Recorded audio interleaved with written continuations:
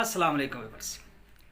Sugar के control के लिए मुझे काफ़ी लोगों ने मैसेज किया, कमेंट किया कि अगर शुगर हमारी बढ़ रही है तो हम उसको कंट्रोल करना चाहते हैं, तो उसके लिए हमें एक छोटी सी अक्सर बताई जाए।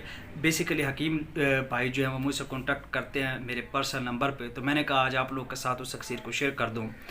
वैसे तो बहुत सी दुआ मौजूद हैं, लेकिन आप क्या करें, तालम खाना नाम सुना होगा, तालम खाना और समंदर सूख।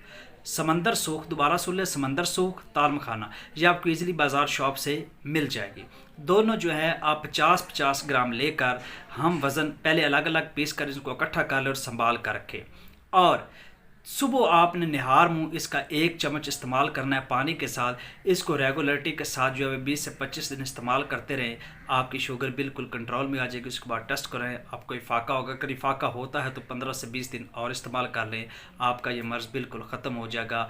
ये दिखने में तो इंतहाई आसान सी बात है कि 1 मिनट की वीडियो में मैंने अक्सर बता दी, इसीलिए लोग इस पर अमल नहीं करते और नाकामी उठाते हैं। बेसिकली तालम खाना और समंदर सूख शुगर का तोड़ है और यह ईज़िली अवेलेबल है।